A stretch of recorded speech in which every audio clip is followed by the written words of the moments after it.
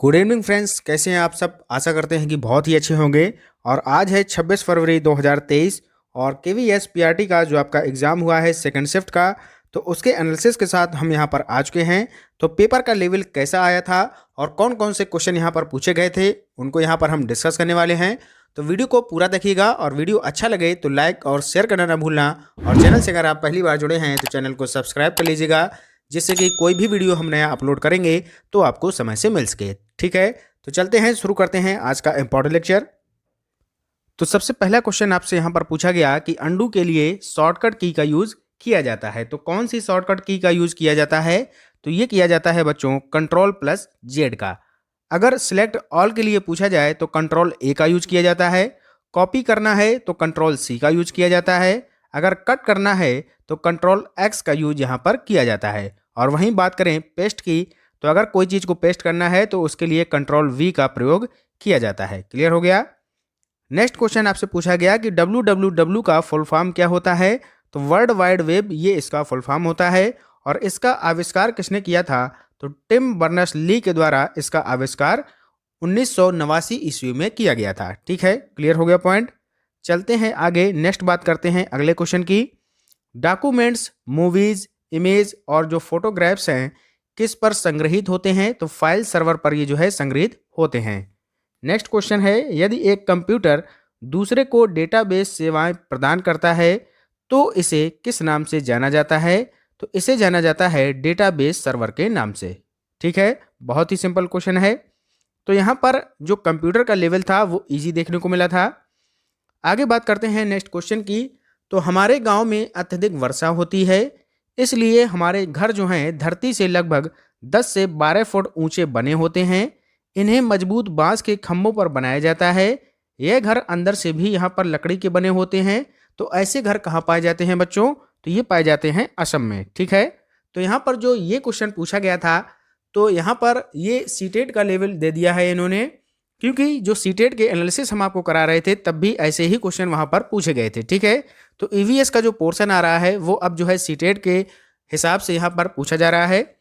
अगर आपसे आगे हम और भी यहाँ पर चर्चा कर लेते हैं कि पत्थर या लकड़ी से बने ढालू छतों वाले घर कहाँ पाए जाते हैं? तो ये पाए जाते हैं मनाली में।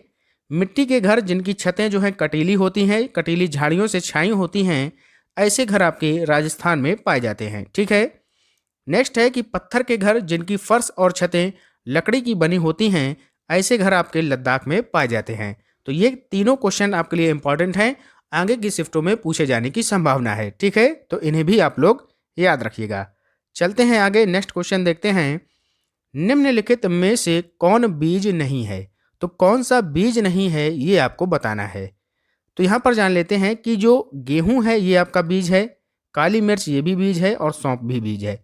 यहाँ पर जो साबूदाना है ये बीज नहीं है। ठीक है, अब चर्चा कर लेते हैं इन पर। गेहूं, काली मिर्च, सौंफ बीज होते हैं क्योंकि इनसे पुनः नए पौधे की उत्पत्ति हो सकती है। इनको बीज क्यों कहा जाता है? क्योंकि इनसे जो है पुनः नए पौधों की उत्पत्ति हो सकती है। जबकि अगर हम साबूदाना बीज की बात करें तो इससे जो है ये जो है आपका साइकस नामक पौधे के तने से प्राप्त मंड से बनाया जाता है। ठीक है, कौन? साबूदाना। क्लियर हो गया पॉइंट। चलते हैं आगे, नेक्स्ट क्वेश्चन देखते हैं। अगला प्रश्न है, निम्नलिखित में से कौन सा कीट मधुमक्खियों की भांति यानी कि कॉलोनी बस्ती में एक साथ नहीं रहता है? तो कौन सा कीट एक साथ बस्ती में नहीं रहता है ये आपको बताना है। तो यहाँ पर आपका जो आंसर हो जाएगा वो हो जाएगा मकड़ी। ठीक है, तो ऑप्शन नंबर डी यहाँ पर राइट आंसर हो जाएगा। मकड़ी कॉमा मधुमक्खी की भांति जो है कॉलोनी में एक साथ नहीं रहती है, जबकि ततैया, बर्रा, चींटी तथा दीमक सामूहिक रूप से बस्ती में रहते हैं। तो यहाँ पर आपका मकड़ी राइट आंसर हो जाएगा। क्लियर। नेक्स्ट अगले क्वेश्चन की बात करें तो नीचे दिया गया कौन सा समूह जड़ों का है? तो जड़ आपको यहाँ पर पहचाननी है। तो मूली, गाजर, चुकंदर, शकरकंद और सलजम जो हैं ये सभी जड़ के उदाहरण हैं। और तना के अंतर्गत कौन आता है? तो ये आते हैं आलू, अदरक, हल्दी और जमीकंद। ठीक है, तो ये आते हैं आपके तना के अंतर्गत। क्लियर। नेक्स्ट क्वेश्चन है, कृषि से संबंधित यहाँ पर प्रश्न मिलान के लिए पूछा गया था। तो यहाँ पर हमने कुछ जो है कृषि से संबंधित क्वेश्चन लिए हैं, जैसे कि पिसी कल्चर का संबंध किससे होता है? तो ये होता है बच्चों मछली पालन से। सेरीकल्चर का संबंध होता है रेशम कीट पालन से। एपी कल्चर का संबंध होता है मधुमक्खी पालन से और वर्मी कल्चर का संबंध होता है केचुआ पालन से। ठीक है, तो इनको आप लोग याद कर लीजिएगा, इंपॉर्टेंट है आपके लिए। आगे देखते हैं नेक्स्ट क्वेश्चन। अगला क्वेश्चन यहाँ पर क्या पूछा गया, किस मनोवैज्ञानिक ने जेड पीढ़ी का सिद्धांत दिया था? तो ये दिया गया था वाइगोस्की के द्वारा। नेक्स्ट क्वेश्चन है एनसीएफ 2005 किस पर बल देता है? तो ये देता है बच्चों स्वयं करके सीखने पर। एनसीएफ 2005 और 2022 दोनों आपके लिए इंपॉर्टेंट हैं, काफ़ी पूछे जा रहे हैं। तो थोड़ी सी चर्चा कर लेते हैं एनसीएफ 2005 पर। ठीक है, तो जो एनसीएफ 2005 है इसका प्रमुख सूत्र था लर्निंग विदाउट बर्डन, यानी कि बिना भार के अधिगम। ठीक है, और इसका जो निर्माण है वो एनसीईआरटी के द्वारा किया गया था, ये भी आपको पता होना चाहिए। ठीक है, और इसका जो प्रमुख लक्ष्य था वो था आत्मज्ञान, यानी कि स्वयं करके सीखने पर बल देना। और रटन प्रणाली यहाँ पर खत्म कर दी गई थी आपकी, ये भी आपको पता होना चाहिए। बाल केंद्रित शिक्षा की ये बात करता है कौन? एनसीएफ 2005। और ये जो है जो इसकी अध्यक्षता की थी वो की थी प्रोफेसर यशपाल ने। तो ये भी आपसे क्वेश्चन पूछा जा सकता है कि जो एनसीएफ 2005 है इसकी अध्यक्षता किसके द्वारा की गई थी और किस मंत्रालय के द्वारा की गई थी? तो ये जो है मानव संसाधन विकास मंत्रालय के द्वारा यहाँ पर लागू किया गया था और प्रोफेसर थे यशपाल। ठीक है, तो ये आपको याद रखना है। और जो एनसीएफ है इसका फुल फॉर्म भी पूछा जाता है नेशनल करिकुलम फ्रेमवर्क। और जो करिकुलम शब्द है ये आपका किस भाषा का शब्द है? तो ये आपका लैटिन भाषा का शब्द है। ये भी क्वेश्चन यहाँ पर बनता है, तो ये भी आप लोग याद रखिएगा। नेक्स्ट क्वेश्चन है पियाजे के अनुसार संज्ञानात्मक विकास के किस चरण पर बच्चा वस्तु स्थायित्व को प्रदर्शित करता है? तो ये करने लगता है संवेदी गामक अवस्था में। क्लियर हो गया? चलते हैं आगे, नेक्स्ट क्वेश्चन देखते हैं। निम्नलिखित संरचनाओं में से शिक्षा का अधिकार अधिनियम 2009 ये जो है किसकी वकालत करता है? तो ये करता है समावेशी शिक्षा की वकालत। समावेशी शिक्षा किसे कहते हैं?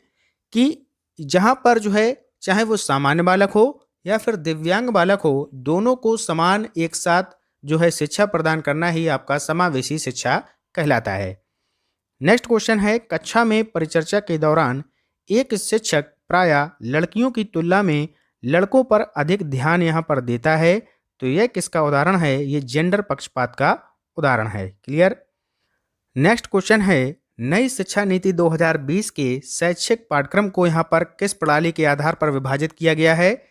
तो यहाँ पर जो नया पाठ्यक्रम आपका आया है नई शिक्षा नीति के तहत, तो ये आया है 5+3+3+4 वाला। ठीक है, 10+2 की जगह। तो हमने इसको कई बार आपको डिटेल में भी बताया है। तो जिन्होंने नहीं पढ़ा है तो नई शिक्षा नीति जो एनईपी 2020 का हमारा जो डिटेल वीडियो है उसको जाकर देख लीजिएगा। इसकी लिंक हम आपको डिस्क्रिप्शन में दे देंगे, वहाँ से आप कंप्लीट कर लीजिएगा। ठीक है, यहाँ पर थोड़ी हम चर्चा कर लेते हैं इसके इतिहास में। जो पहली शिक्षा नीति है ये कब आई थी बच्चों? तो ये आई थी 1968 में। और जो दूसरी राष्ट्रीय शिक्षा नीति है ये आई थी 1986 में। ठीक है, 1968 और 1986 में। अब बात करते हैं जो दूसरी राष्ट्रीय शिक्षा नीति थी 1986 वाली, इसमें कब कब यहाँ पर संशोधन किया गया, ये भी क्वेश्चन बनता है। तो एक किया गया था 1992 में और एक किया गया था 2014 में। तो 2 बार इसमें संशोधन हुआ है, ये भी आप लोग याद रखिएगा। और ये है आपकी नई तीसरी राष्ट्रीय शिक्षा नीति जिसको हम एनईपी 2020 के नाम से जानते हैं। क्लियर? नेक्स्ट क्वेश्चन देखते हैं परख का फुल फॉर्म क्या होता है? तो जो परख योजना है इसको भी हमने डिटेल में करवाया है, जाकर आप लोग इसका भी वीडियो पूरा देख लीजिएगा। इसका फुल फॉर्म क्या होता है? तो performance assessment review and analysis of knowledge for holistic development, यानी कि प्रदर्शन मूल्यांकन, समीक्षा और समग्र विकास के लिए ज्ञान का विश्लेषण। ठीक है, क्लियर हो गया पॉइंट? आगे चलते हैं, नेक्स्ट क्वेश्चन है एक समावेशी कक्षा में भाषा शिक्षण को सुगम बनाने के लिए आप निम्न में से क्या उपाय करेंगे? तो भाषा परिवेश का निर्माण करेंगे, यानी कि जो इन्वायरमेंट है उसका निर्माण यहाँ पर सर्वोपरि होता है। नेक्स्ट है ECCE का फुल फॉर्म क्या होता है?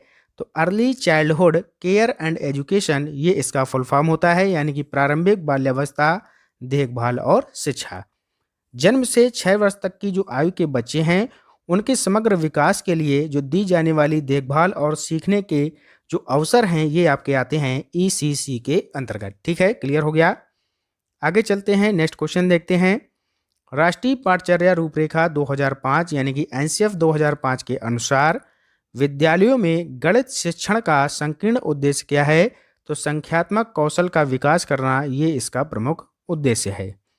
नेक्स्ट करंट अफेयर्स में बात करें तो स्पोर्ट्स अवार्ड से क्वेश्चन देखने को मिले थे। गोवा फिल्म फेस्टिवल हो गया, राष्ट्रीय खेल हो गए आपके, साहित्य अकादमी पुरस्कार हो गए, नोबेल प्राइज जिसका वीडियो हम आपको प्रोवाइड करा चुके हैं, स्कीम योजनाओं से क्वेश्चन पूछे गए थे। आगे बात करते हैं जनरल इंग्लिश की और जनरल हिंदी की। ठीक है, तो यहाँ पर प्रतिदिन की भांति वन वर्ड सब्स्टिट्यूशन से क्वेश्चन आया था। सिनोनिम एंटोनिम आपके डेली पूछे जा रहे हैं।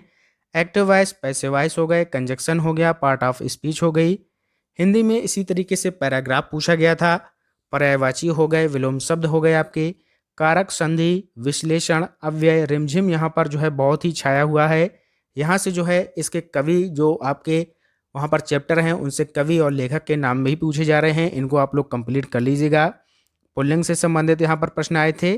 तो जो रिमझिम है यहाँ से लगभग 5 से 6 और 8 से 10 क्वेश्चन तक यहाँ पर पूछे जा रहे हैं, तो रिमझिम को आप जरूर तैयार करके जाइएगा। ठीक है, आगे बात करते हैं रीजनिंग की।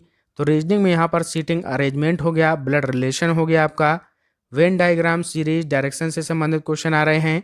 मैथ में बात करें तो यहाँ पर number system, time and work, average, percentage, rectangle, mensuration, cube root, profit and loss से संबंधित प्रश्न पूछे जा रहे हैं। ठीक है, तो ये सारे क्वेश्चन थे और जो टॉपिक थे महत्वपूर्ण जो आज की यहाँ पर सेकंड शिफ्ट में पूछे गए थे।